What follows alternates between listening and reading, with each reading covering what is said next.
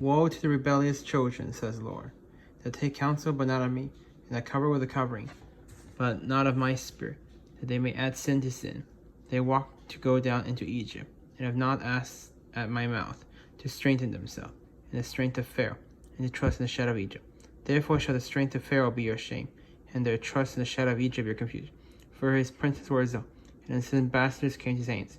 They were all ashamed of people that could not profit them, nor being helped nor profit, but ashamed and also the burden of the beast of the south, to the land of trouble and anguish. From whence come the young and old lion, the viper and the fiery flying serpent. They will carry their riches upon the shoulder of young asses, and their treasures upon the bunches of camels, to a people that shall not profit them. For the Egyptians shall hope in vain, and to no purpose. Therefore I cry concerning them. Their strength is to sit still. Now go, write it before them at a table, and note it in a book, that it may be for the time to come forever and ever.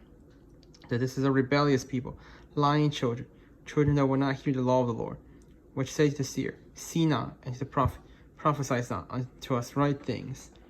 Speak unto us smooth things, prophesy deceit. Get you out of the way, turn aside out of the path, cause the Holy One of Israel to cease from before us. Wherefore thus says the Holy One of Israel, because ye despises the word, and trust in oppression and perverseness, and stay there. Therefore this iniquity shall be to you as a breach, ready to fall, swelling out in a high wall, whose breaking cometh sudden, and ye shall break it as the breaking of the potter's vessel that is broken in pieces. He shall not be spared.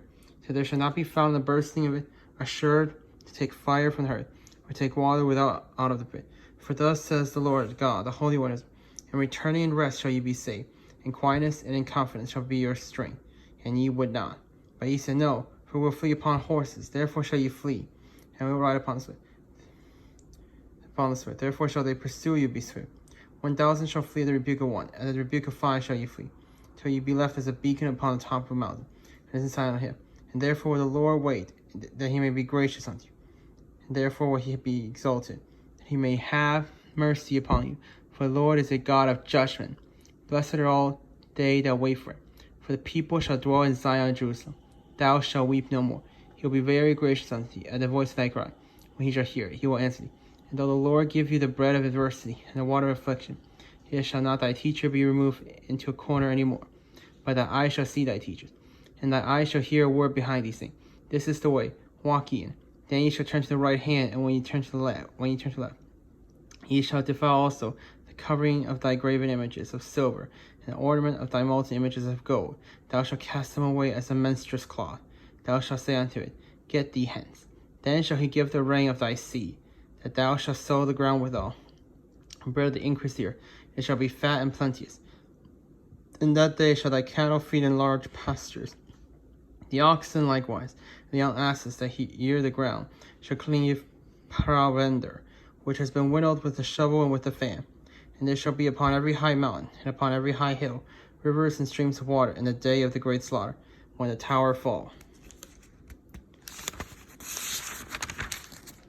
Moreover, the light of the moon shall be as the light of the sun, and the light of the sun shall be sevenfold, as the light of 7 days, in the day that the Lord bindeth up the breach of his people, and healeth the stroke of their wound. Behold, the name of the Lord cometh from afar, burning with his anger, and the burden therefore is heavy. His lips are full of indignation, his tongue as a devouring fire, and his breath as an overflowing stream, shall reach the midst of the neck, to sift out the nation with a sleeve of vanity. And there shall be a bridle on the jaw of the people, caused of terror. He shall have a song as in the night, when a holy solemnity is kept, and the gladness of heart is when one goeth with a pipe, to come into the mountain of the Lord, to the mighty one of Israel. And the Lord shall cause his glorious voice to be heard, and shall shew the lightning down of his arm, with the indignation of his anger, and with the flame of a devouring fire, with scattering and tempest and hailstone. For through the voice of the Lord shall the Syrian be beaten down, which smote with a rod, in every place where the ground staff shall pass, which the Lord shall lay upon him. It shall be with tabrets and harps, and in battles of shaking will he fight with it. For Tophet is ordained of old, yea, for the king it is prepared. He has made it deep and large. The pile therefore is fiery much wood. But the breath of the Lord, like a stream of brimstone, doth kindle it.